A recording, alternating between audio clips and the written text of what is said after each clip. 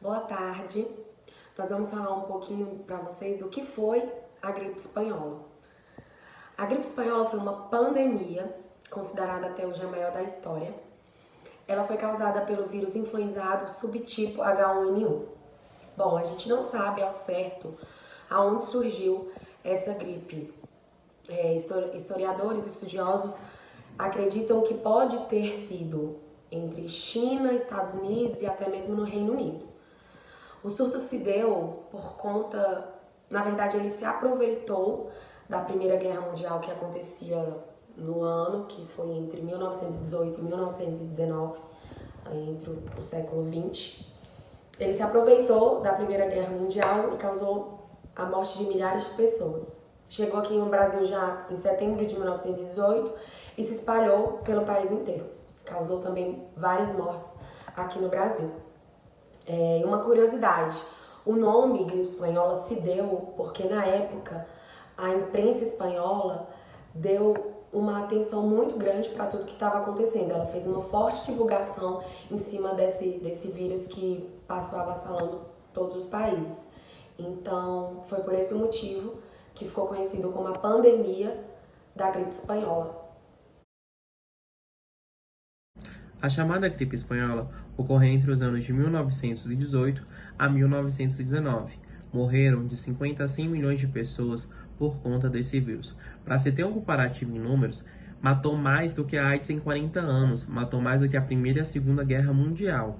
Um terço da população mundial foi afetada por esse vírus. Aqui no Brasil, tivemos 35 mil óbitos causados por esse vírus. Cerca de 2/3 da população do Rio de Janeiro acabou adoecendo por conta do vírus. E uma dessas pessoas, na época, foi o presidente eleito, porém, que não tomou posse por conta do seu óbito. A maior curva de falecimento causada por esse vírus ocorreu em outubro de 1918, nos Estados Unidos, levando a cerca de 190 mil pessoas a óbito. Até hoje, é registrada como a maior pandemia já existente no mundo. Boa noite, irei explicar um pouco sobre o agente etiológico. O vírus causador da gripe espanhola foi a influenza A, subtipo H1N1. Os reservatórios eram aves migratórias que teriam infectado uma criação de porcos. Os vírus mais agressivos da gripe são aqueles originados das aves, que não são capazes de infectar diretamente os seres humanos. No entanto, eles contaminam os porcos, que também compartilham o vírus com os seres humanos. Hoje eu vou falar sobre a transmissão da gripe espanhola. Sua transmissão acontece de uma pessoa para outra através de tosse ou espirro. Também com aglomerações de pessoas em ambientes fechados ou até mesmo aberto. Também ocorre por conta do contato indireto por superfícies contaminadas, fazendo com que o indivíduo leve as suas mãos em contato com a mucosa oral, nasal ou ocular.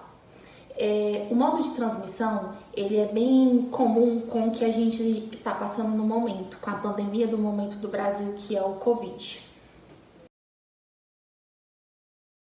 O período de incubação consiste no intervalo entre a data de contato com o vírus até o início dos sintomas, de 1 a 4 dias. Já o período de transmissibilidade, o indivíduo infectado pode transmitir o vírus 2 dias antes a 5 dias após o início dos sintomas.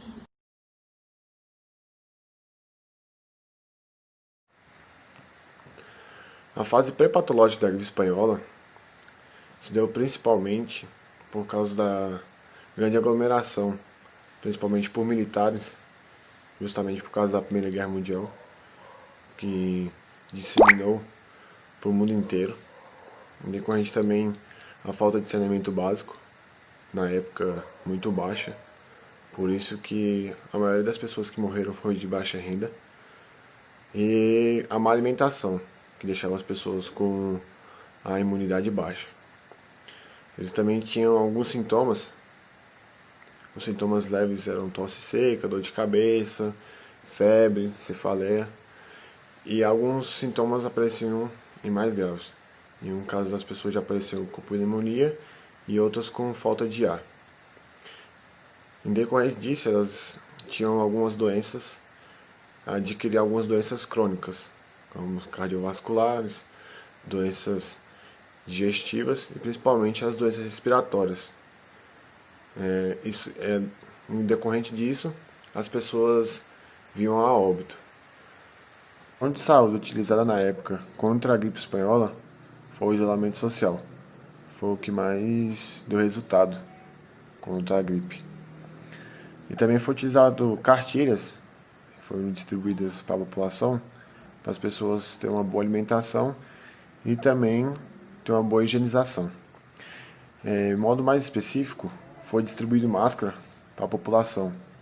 Foi obrigatório. E também a vacinação para a população.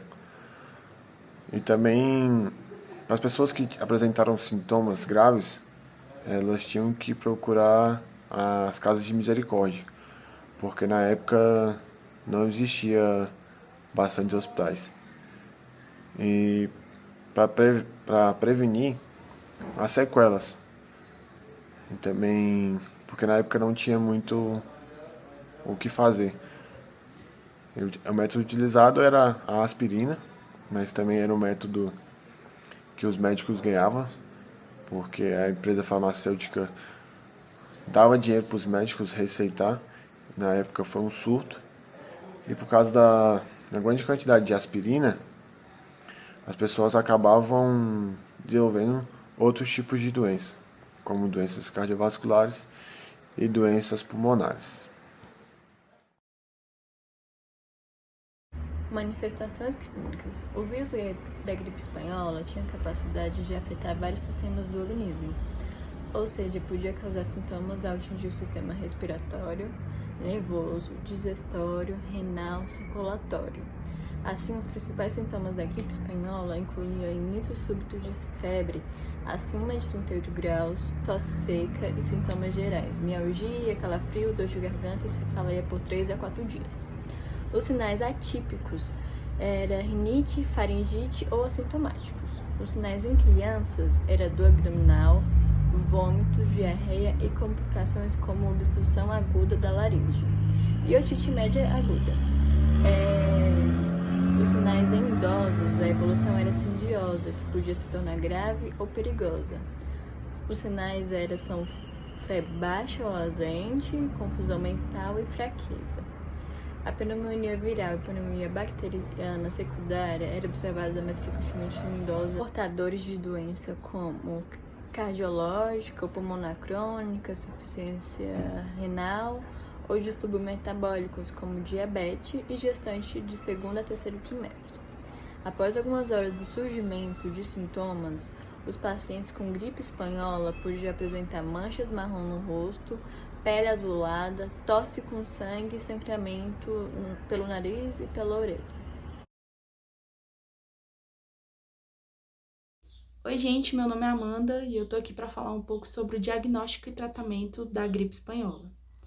A gripe espanhola, ela teve como diagnóstico o embasamento de informações sobre sinais e sintomas de algumas pessoas que já haviam contraído a doença.